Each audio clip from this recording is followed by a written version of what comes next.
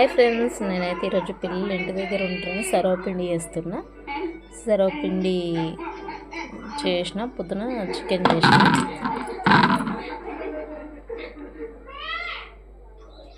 మన తెలంగాణ స్టైల్ సర్వపిండి.